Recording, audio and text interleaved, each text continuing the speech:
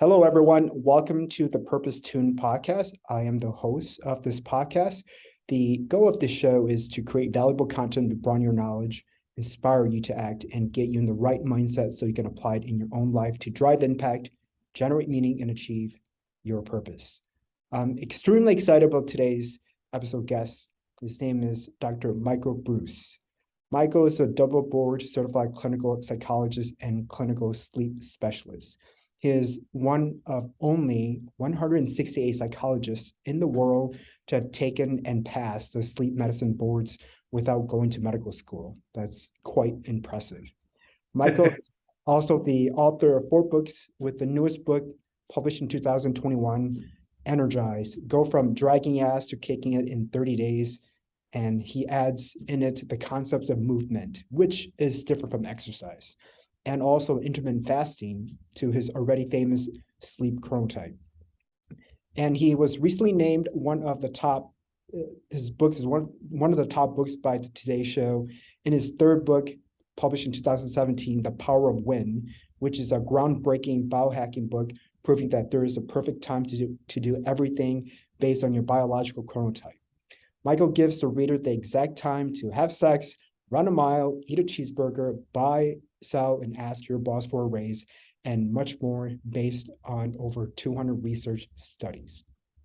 Michael, let's check in. How are you doing? I'm doing great, Con. Thanks for having me on. Yeah, thank you. I appreciate your time and presence with us. Just a little bit of background for my audience. So Michael and I, we met at a hike Yep. through a group called METAL, which stands for Musicians, entertainers, technology, artists, and leaders. Perfect. And I'm having you do it because I'm a recent new member. So, Right. and it is a great group of just brothers connecting with each other, folks that are highly successful in their their arena. And so that's where we met. And so I decided to have Michael on the show because he has years in experience in sleep medicine, and I wanted to invite Michael on the show to speak to us a little bit about how we can improve our sleep habits to drive our life. So, Michael, first of all, how did you get into this work? So, it's an interesting question. People always ask, like, did you have a sleep disorder or did somebody in your family not sleep well? Nope, none of the above. So it was 100% serendipitous. Like, I wasn't looking to get into sleep at all. In fact, I was interested in sports psychology. I was getting my PhD, and when you get a PhD in clinical psychology, you do what's called a residency. So it's like a year-long practice, very similar to what an MD does, to kind of take what you learned in school and put it into the field, right? And so I wanted to go to this really awesome sports psychology internship / residency. But to be honest with you, Kong, I couldn't get in. It was one of the top ones. Only people went to Harvard, Yale, Princeton, those kind of schools. I went to the University of Georgia. It was a top 20 program, but it wasn't Harvard, right? But they had a sleep track during this residency where they had gotten a grant, and they were saying if anybody would be interested in spending half of their residency learning about sleep, then you can basically do whatever you want the other half. And I was like, aha, this is what I'm going to do. And so I applied for the sleep track, and it turns out that I was actually highly qualified because I worked in the electrophysiology department at the university. So I like to take apart machines and put them back together. And these machines are machines that can measure bodily signals. So like EKG machines, EEG machines. Turns out that's what you use in the sleep lab. So I already knew how to use all the stuff. And so I figured once I got there, I would just transfer as soon as I got there, right? Go into the sports psych program. Because just because you don't let me in the front door doesn't mean I'm not going to be in your program. It just means you haven't figured out yet that I'm coming in anyway, right?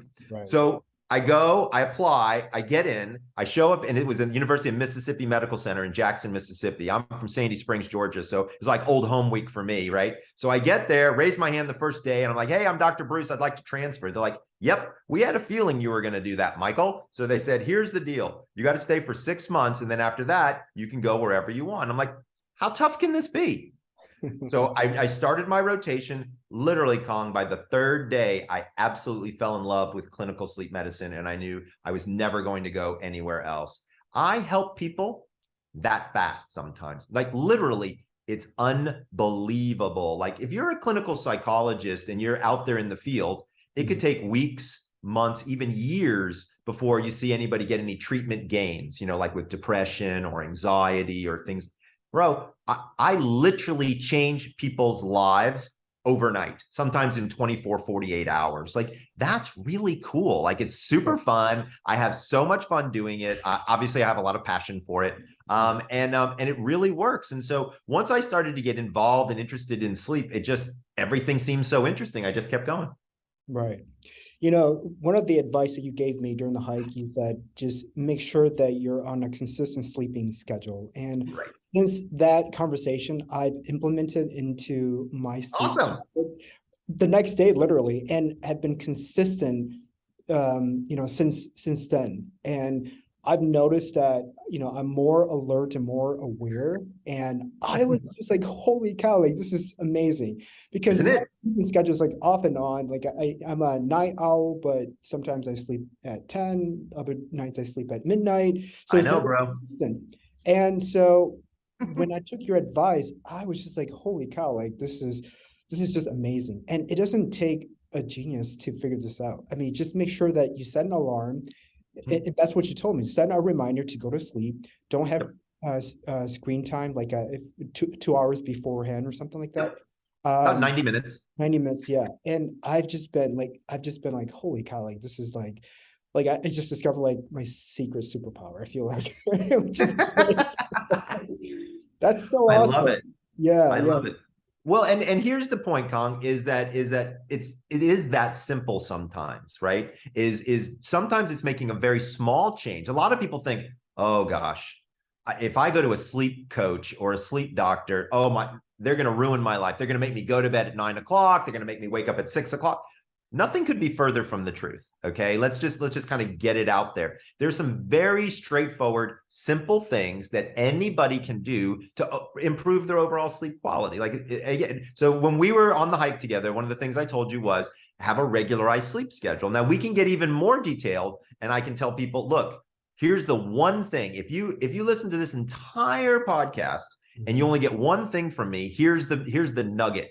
Okay. Wake up at the same time, 7 days a week, right? Notice I didn't say go to bed. I said wake up, okay? And here's why. When you wake up, it sets your circadian rhythm, and your circadian rhythm deals with over 300 functions in your body, okay? It deals with digestion. It deals with sleep. It deals with hormonal balance. It deals with mood. It deals with pain. I mean, the list goes on and on. So if your circadian rhythm is in sync, meaning it knows what to do every day because it's doing the same thing at the same time, everything gets better. Your body becomes more efficient, right? It becomes more efficient in sleep, becomes more efficient in digestion, becomes more efficient in mood regulation, all of the above. And so our bodies, this unit that we're walking around in for a while, is really tuned up well if we're consistent. Yeah, I get it. Does it matter if a person works first shift, second shift, third shift? It does. So shift work. So let's do real quick a little thing about shift work. Shift work is not good for your health. All right. There's a lot of research to show this, especially the night shift or the late shift. Like for people who work 7 p.m. to 7 a.m., higher suicide, higher cancer, poor immune function, higher depression, like all of that stuff happens there. And here's why. Our bodies were not meant to sleep when it's light out. Our bodies were meant to sleep when it's dark out.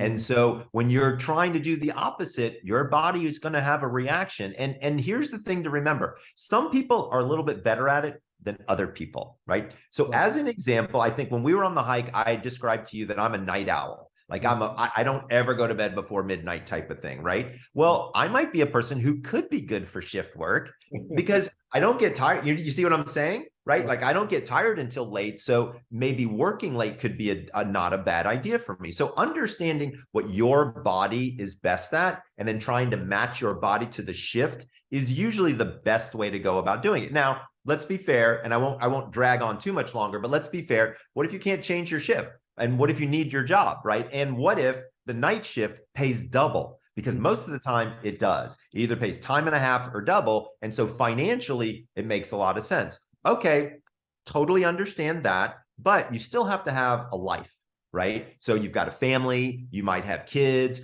spouse, partner, whatever, right? You've still got to be able to work all of those things. So what we try to do is we try to educate people to understand when to go to bed after their shift, when to go get up, those types of things. And it's actually quite interesting because you would play it out almost exactly like it was a normal day.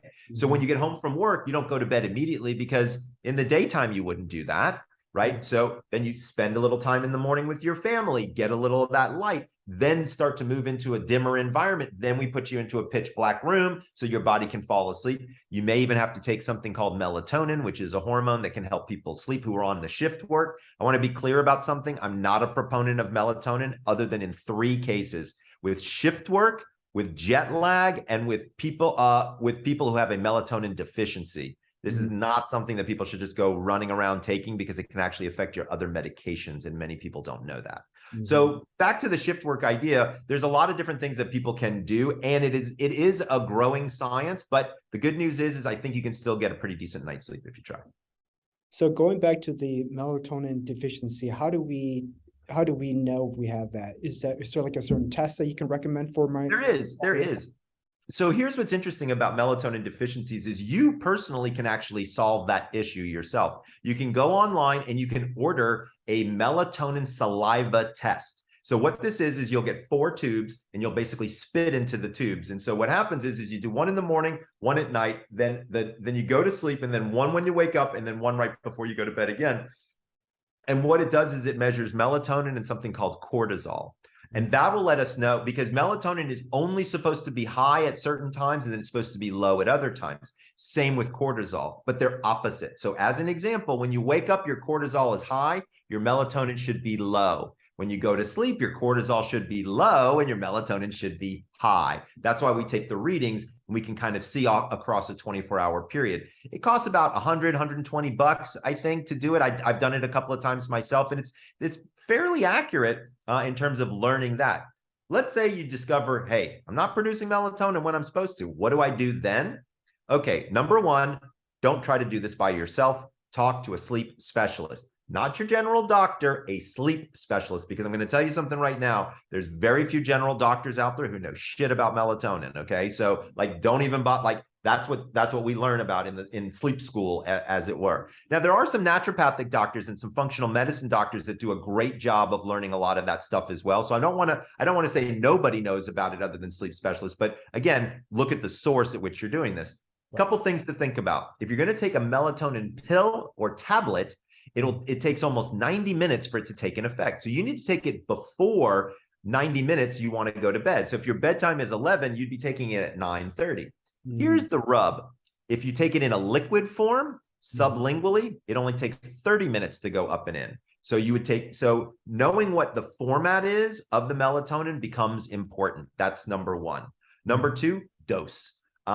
There's doses all over the place. In fact, 95% of the available melatonin is in an overdosage format. The right dose, based on the data out of MIT, is somewhere between 0.5 and 1.5 milligrams. I know, right? I can't find it anything but 3s, 5s, even 10 milligrams in some of these gummies and shit like that. It's a mess. Yeah, actually, so I've been taking melatonin recently, and I take 1 pill every night, and it's 10 milligram. So bro, you're taking 10 times the recommended dose. Right. Are you having weird dreams? I don't know. I mean, I don't remember my dreams, but okay, well, that's good. The number 1 sign for melatonin overdose is super vivid dreams. One other thing just to be careful on, and you should back down on your melatonin. If you're taking 10, take 5 for the next 5 nights, then go down to 3 for the next 5 nights, and then go down to 1.5, because that's where you need to be. Just slowly taper yourself. Otherwise, your brain's not going to know what's going on. So you need to, again, slowly, don't ever cold turkey anything. It's a bad idea. The other big thing to talk about with melatonin is kids and melatonin. Okay. I want to be very clear. Children do not need melatonin, period. Okay. There's only one group of kids that might, and I'll explain why in just a second. Really interesting data. Children produce almost 4 times the amount of melatonin that they actually need. But here's the problem is there's many, many pediatricians who you go to them because your child isn't sleeping particularly well, and they say, oh, give them some melatonin, they'll be fine. Now you have a pill problem and a sleep problem, and you've taught a child that they need to take a pill in order to sleep. I think that's a bad precedent to set. And I don't think it's necessary. However, there is one group where melatonin is actually important for kids, and that's in kids on the autism spectrum. It's been some really interesting data, believe it or not, at 3 and 5 milligrams, which again is a whopping dose.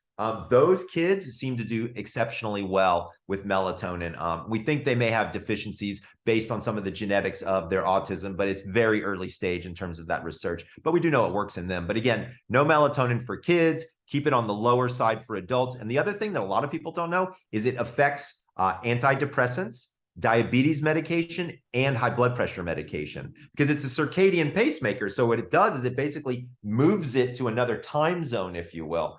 That's not too good if you're on blood pressure pills, right? Well, that's good to know. I mean, I'm sure there's probably, a few listeners that have one or all of that. So yeah. thanks for keeping us on track. What's your take on coffee? Does it work? Does it not? For me personally, I've been drinking it for, I don't know, maybe a decade off and on. Sometimes it works, sometimes it doesn't. But should I just not take it? I mean, should people take it if it works for them? I mean, what's your take? Here's the thing is there is no nutritional need for caffeine. Okay. None. Right. There's no reason why your body needs to have caffeine. I get it. It's a stimulant and it can be very helpful. It can be helpful for attention, for focus, helpful for energy, things of that nature. If you can avoid caffeine, I would argue that it's probably the biggest, what we call insulter of sleep. It's probably the biggest enemy of sleep is caffeine, more so than alcohol, believe it or not. We'll talk about that next. But what's interesting about caffeine is it stays in your system so damn long. So people don't know this, but caffeine has a half-life of between 6 and 8 hours, which means 50% is still in your system approximately 8 hours after you drink it. Wow. Right. So if you drink coffee at 2 p.m., half of it is still there at 10 p.m. Right. Yeah. So it starts to make sense why caffeine is a big problem. Here's another statistic that I just learned that I thought was really quite fascinating, is I looked up what's called the quarter life of a substance. So the quarter life is when 25% is left. Here's the crazy part. For caffeine, it's 12 hours. So if you drink 3 cups, let's say you drink 4 cups of coffee throughout the morning, like till noon, roughly midnight, one of those cups, it's like you literally just drank it. Oh my goodness.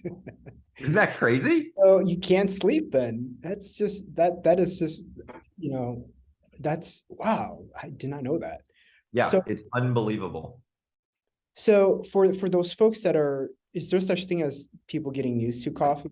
And that it's just... Yeah, absolutely. So people do habituate to caffeine all the time. That's not an uncommon scenario at all. Also, one of the other things that we see is some people are not affected by caffeine. So I'll tell you a crazy story. So my physician, the woman who takes care of me, she would tell me, she'd be like, "Hey, Michael, I need to let you know I have an espresso every night before I go to bed." I'm like, "Carrie, what are you doing? You're killing me. I'm the sleep doctor here." And she was like, "Caffeine doesn't affect me." And I'm like, "Bullshit. Okay, caffeine affects everybody." And she said, "No, really, it doesn't affect me." So we actually did an enzyme study on her.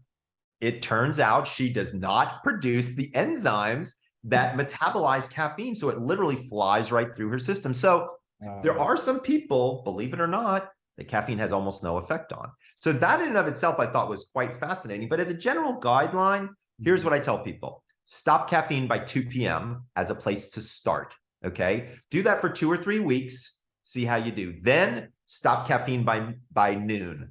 Okay. So after 3 months, move it back to noon. Then after 3 months, move it back to 9 a.m. Then if you can basically have your coffee between 8 and 9 and have that be the only time, you're probably in great shape in terms of your sleep. One other thing about caffeine is when should you start it versus when should you stop it is always an interesting question. Right. So I want to break that down for a second if we can. So people don't realize it, but sleep in and of itself is a dehydrative event. Meaning that when you sleep, you lose moisture through the humidity just in your breath. Okay, almost a liter of water. Almost a liter of water comes out of your system. So when you wake up in the morning, if you slug a couple cups of coffee, Remember, caffeine's a diuretic, makes you have to pee. You're already dehydrated. You're just going to make the situation worse. Okay. But if you drink water first, so hydrate before you caffeinate. So number one, when you wake up in the morning, do three things. Sit on the edge of your bed and take 15 deep breaths. Okay, just to bring yourself present, right? And to be able to wake up your respiratory system. Number two, drink 15 ounces of water. And then number three, go outside and get 15 minutes of sunshine. Okay, that turns off the melatonin faucet in your head and starts your day. Now, you are in a very cold environment, as we were talking about before. So if you can't get outside for 15 minutes, it's okay to go by the window and get some sunlight by the window for 15 minutes here, okay? So once you hydrate, now you wait 90 minutes after you woke up. So if you woke up at 6:30, your first cup of coffee is at 8 o'clock. Because what's happened is so in order to pull your brain out of a state of unconsciousness, you need two hormones, cortisol and adrenaline, and they're both pretty high. So what happens is when you wake up, you've got adrenaline and cortisol running around in your brain. When you add caffeine, here's the thing. If you look at adrenaline and cortisol versus caffeine, it's like looking at cocaine versus weak tea, okay? So I've got basically cocaine running around your brain in terms of adrenaline and cortisol. Adding a little caffeine isn't going to do good, but 90 minutes later, all of those hormones begin to subside. Then when you bring caffeine in, it actually lifts them up and you get a bigger bang for your buck. So in summary, I know I said a lot there, so I'm going to summarize real quick. Number one, from the time you wake up, wait 90 minutes before you have your first cup of coffee and stop all coffee if you can by 2 p.m. Okay. Question about the lighting. So natural lighting, better or worse than better? Always. Of course, natural lighting is always better. Superficial, artificial lighting. Like if you can't get, let's say, Minnesota, where I'm currently at, I mean, sometimes we don't even have sunlight. It's like because it's always hot. So when people wake up, should they just like turn on the lights at home? 100%. So here's the good news: is you can actually buy a commercially available light box. They run about $100 on Amazon. My favorite is called the Go Light, Golite. I have no affiliation with them whatsoever. But I like that one. I travel with that one quite a bit because it's very, very helpful for me. Or if I'm in like New York and it's like the dead of winter and I have to be up at like 5:30 to be on, like on the Today Show or whatever, that's where you can use that artificial light. And they make these light boxes, which basically re-engineers the sunlight into a small format that's really good for your eyes. They even make visors that have it on there and things like that now. So there's really some pretty cool stuff out there for light therapy. But when you wake up in the morning, the best thing that you can do, honestly, is watch the sunrise. So if you happen to get up just before the sun rises, if you can go outside, again, not in the super cold, but actually watching the sun rise is actually very healthy for your eyeballs. Because it slowly kind of kicks everything into gear and then it kind of gets in there. And now you're getting that full dose of blue light, which again, turns off that melatonin faucet in your brain. That's beautiful. Thanks for sharing that. That's sure. Amazing. Naps. What's your take on naps? Is that useful? Is it not? When should we take naps? I am a big fan of napping. However, if you have insomnia, you should never nap. Because what happens is you pull away some sleep drive during the day and you're already having a hard time sleeping at night. You really don't want to add to your troubles. But as a general guideline, I don't mind people napping. I'll be clear though, you shouldn't need a nap every day. Okay. Like if you find you need a nap every day, there's a quality problem with your sleep at night, or you just ain't getting enough sleep at night. Okay. So that's number one. But number two, I love naps. Saturday afternoon watching golf. Are you kidding me? Like that's it. I'm done. Game over. Right. I mean, it's perfect. So I totally understand that whole aspect of it, but just understand like the purpose of the nap, right? So like, what are you trying to accomplish here? For some people, actually, NASA did a really interesting study. They discovered that just 7 minutes of eyes closed was actually rejuvenative. You didn't even have to necessarily fall asleep. So just time out can be very, very helpful. And to be fair, I recommend that people take a time out almost every day. Not necessarily a nap, mind you, right? But maybe you can do a quick meditation, maybe just a quick like stillness, something just kind of bring you in and pull away from all the stimulation. So speaking of meditation, how can people be more centered? I suppose, I don't know if the word is spiritual, more in alignment with themselves. considering we live in a world that's so fast paced and we're, Yeah. inundated with just technology and all news and everything, it could be overwhelming for the Oh yeah. layperson. What do you recommend for the average person to do to be more centered? Yeah. Yep. So here's the thing about spirituality, meditation, feeling centered, feeling present, right? They're all interesting ideas and things like that. There's no right or wrong. That's number one.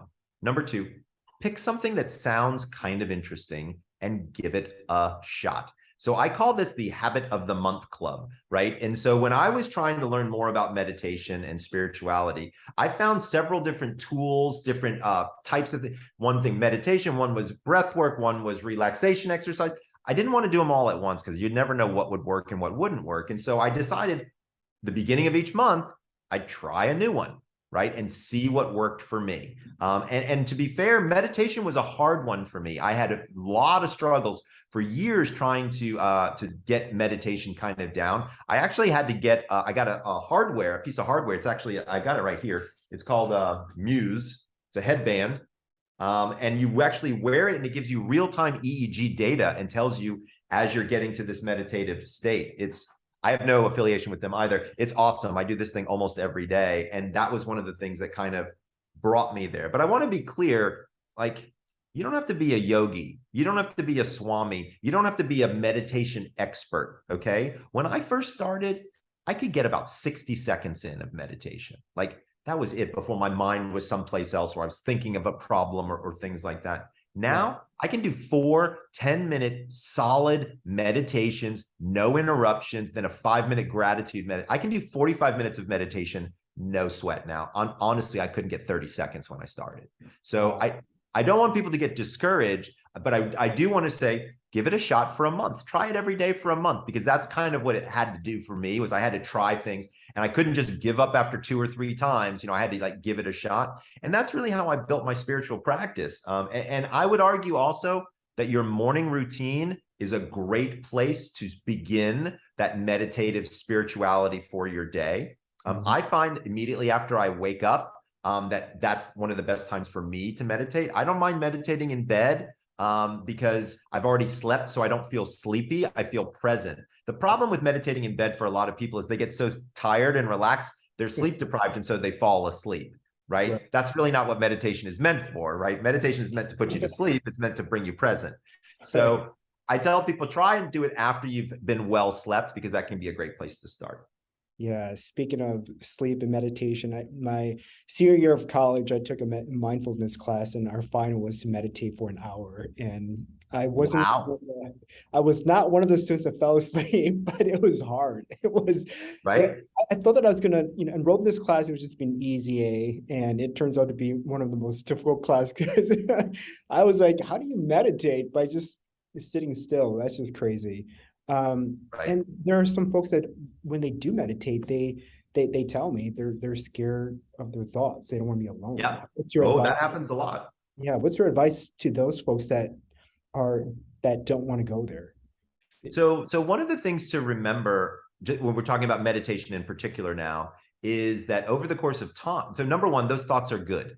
So thoughts aren't necessarily bad, right? And so those thoughts are good because there's something that's bubbling to the surface that your unconscious wants you to address, right? And so if every time you get into a meditative state, a theme seems to pop up, newsflash, you need to address that theme, whatever it is, okay? Because your brain is telling you, it's saying, look, I've taken all the stimulation out, right? We're just looking at the core.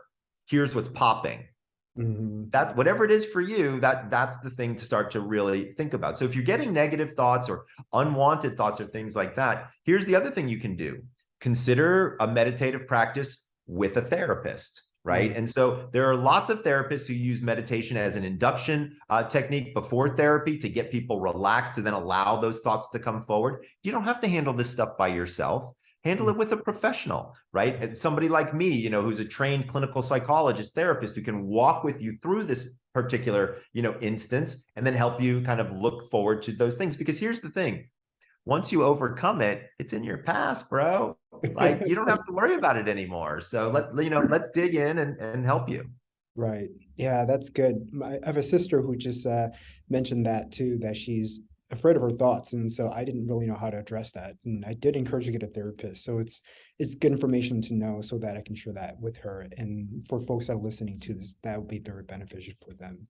Right. Uh, so going back to your earlier point about alcohol. So when should people drink alcohol? Um, Let's talk about it. So it turns out that alcohol is the #1 sleep aid in the world. More people drink themselves to sleep than any other thing. And I'm going to be honest with you, it works, but it doesn't give you good quality sleep. Okay. Remember, there's a really big difference between passing out and going to bed. Okay. We don't like the passing out. We like the going to bed. Now, I also want to be clear. I like scotch. I like beer. And I don't mind having them at a meal or even after a meal. But looking at the timing and the amount of alcohol is really the key to understanding its effect on sleep. So the closer you drink to lights out and the more you drink closer to lights out, the bigger effect it has on your body. It takes the average human body approximately 1 hour to digest one alcoholic beverage. So here's a general guideline, okay? Is let's say you're having a meal and you want to have a glass of wine or a beer with dinner. I don't have a problem with that. Go for it. Let's say you want to have a second one. No problem.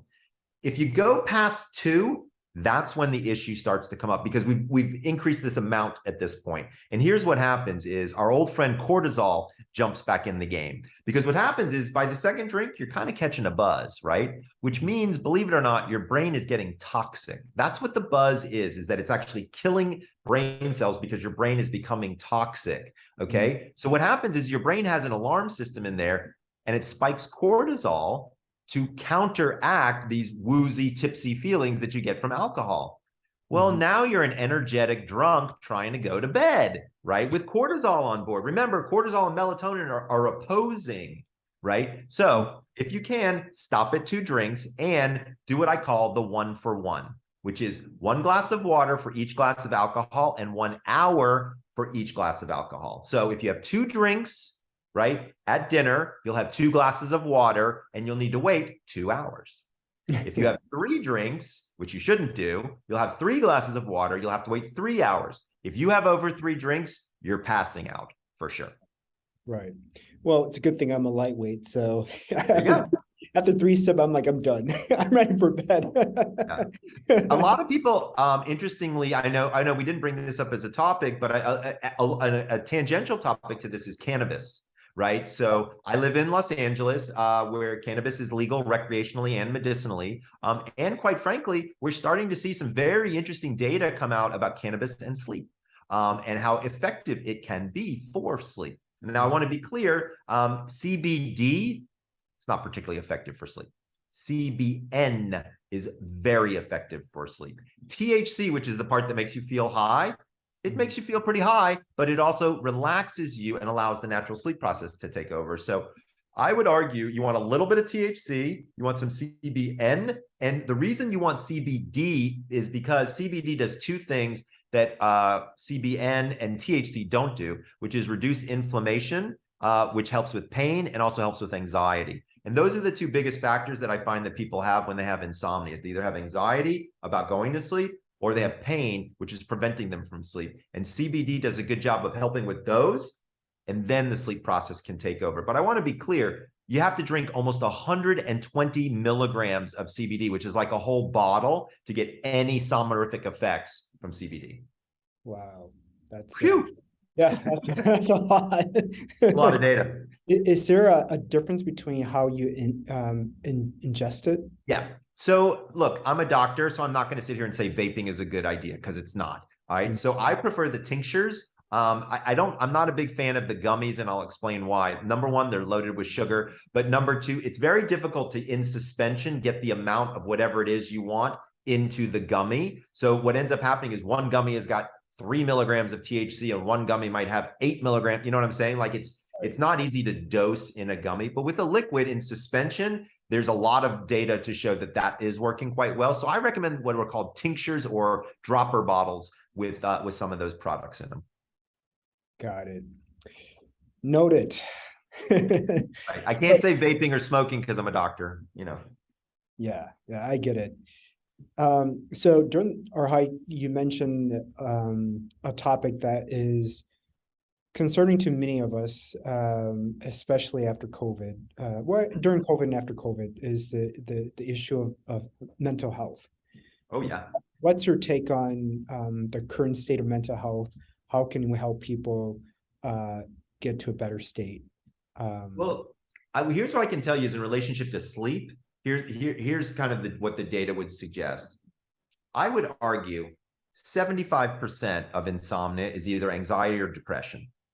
Easily, easily, easily, easily. And I would argue that we are in some of the most anxious and depressing times I've ever seen in my life. I'm 54 years old and I've never seen the world the way it is today. I'm sure people have said that for 100 years, but it really feels stressful to me now with just the divisiveness between things and war and the financial insanity that's going on. I mean, to be fair, I think everybody's anxious or depressed, and I think that's having a market effect on their sleep. Also, therapy is hard to find these days. Finding good therapists is not easy. Also, they're now running out of the medications in some instances in different states. So it's really important for people to really think through their mental health. And I would argue, and I know I'm a little biased, sleep is easily one of the biggest factors in mental health that you can easily control and help your mental health, right? So going to bed and waking up on a regularized schedule is going to do nothing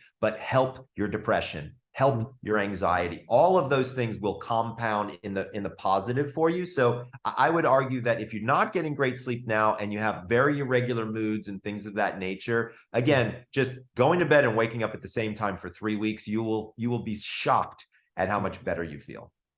How many hours do you recommend the average person to sleep?